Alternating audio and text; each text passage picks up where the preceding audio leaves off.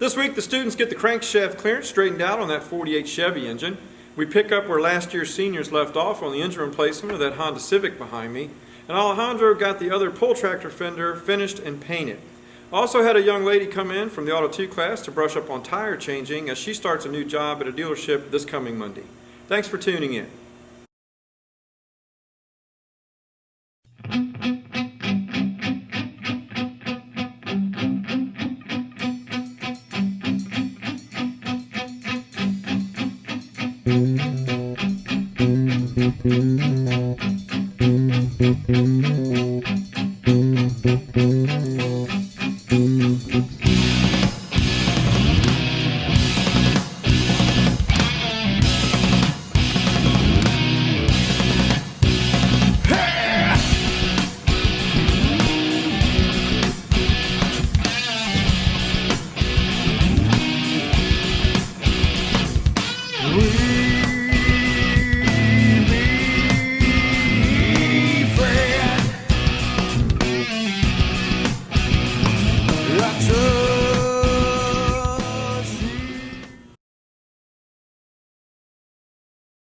I have the dye powder on, and now I'm going to block with 220.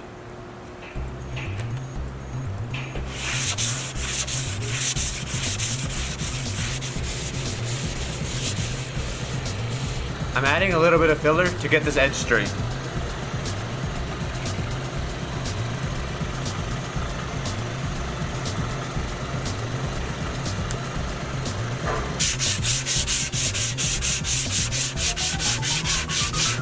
This edge is a little too sharp, so now I need to round it to match the contour of the lid.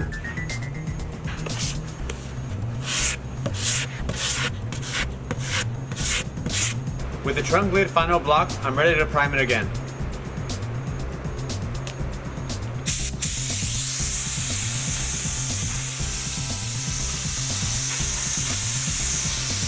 I'm now ready to apply the dye powder. After this, I'm going to second block it, and then it should be ready for paint next week.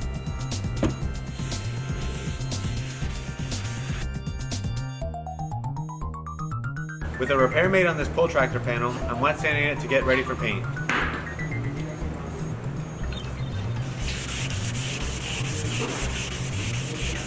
So if I'm going to be using two-stage paint, I only need to blend the repaired area. After this, I'm going to clear the entire fender.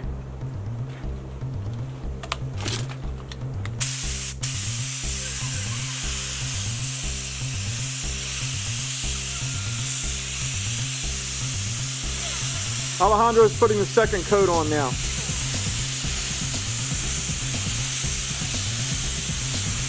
Alright, you can see we've got really good coverage. There's a little bit of a haze of a dark spot there that you can barely make out, but when the clear's on it, it'll show up perfectly. We don't want that.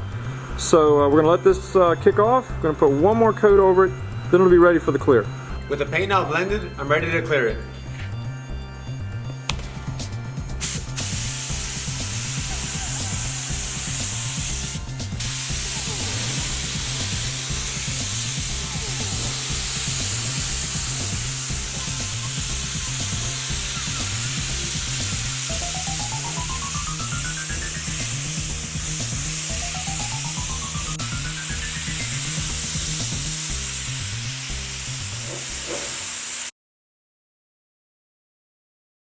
I cut another piece of plexiglass to fit inside of the PVC for our gauge to mount. We're drilling holes to mount our gauges.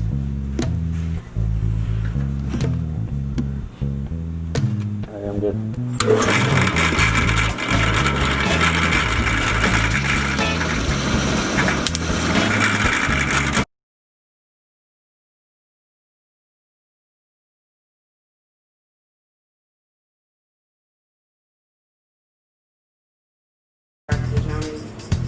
breaking these down, and then it's mounted. As long as they re-mount it, so every time you want it removed.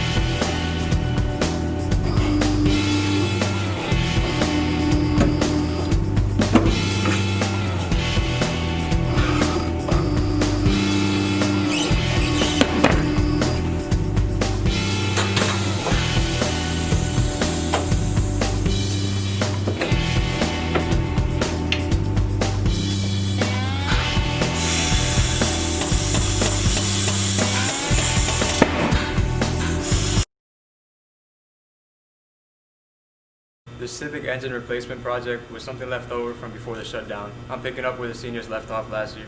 The next step was to remove the power steering pump.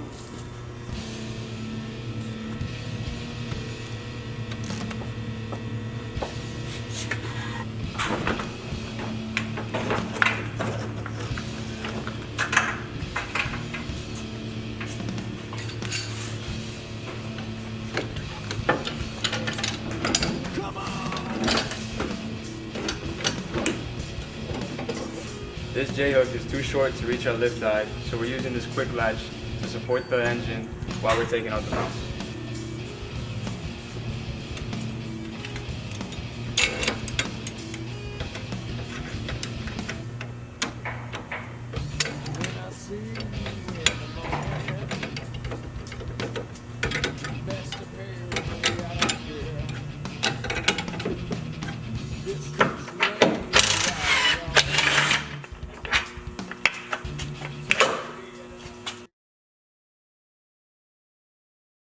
According to the factory manual from 1948, we're supposed to add shims to each main until the crankshaft spins freely. That's not good enough for us. We're checking each main individually until we get the clearance that we want. We're using an aluminum can to make the shims to shim the main caps on the 48 Chevy. So we start by tracing an original shim.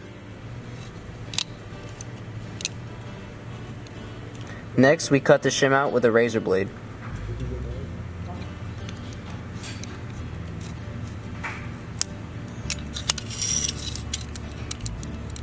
We're using one of the main caps as a template for the bolt holes on the shims. We're using the ball end of a ball peen hammer to knock out the bolt holes for the shims.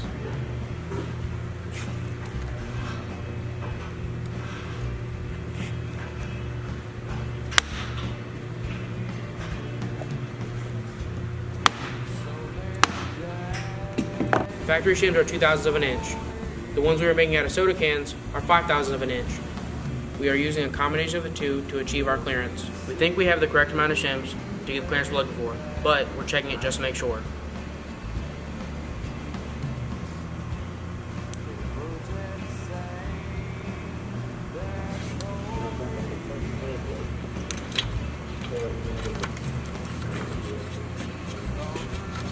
The plastic gauge in place, we're putting the main cap back on for a final check.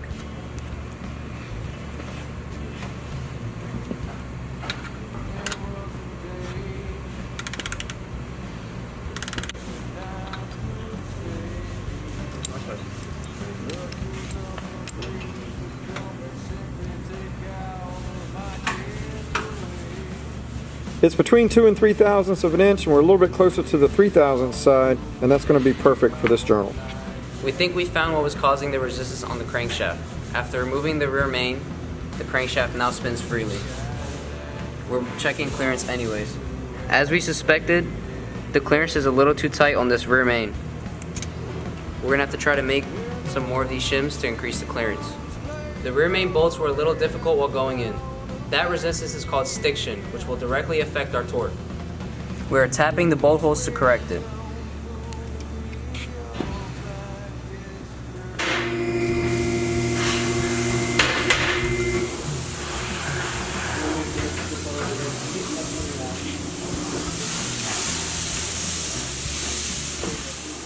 The oil pump pickup and line need to be removed to get to one of the mains.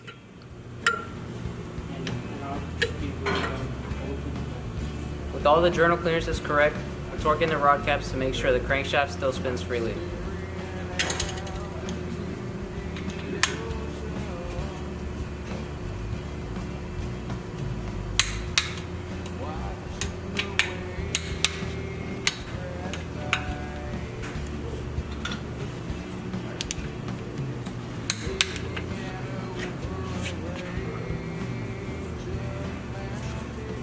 Much better. Next time on Bulldog Builds, we'll have more of the bottom end of that 48 Chevy engine done. We'll see how far along we are on getting that Honda Civic engine out, and we'll have the trunk lid to the Harley painted. See you next week.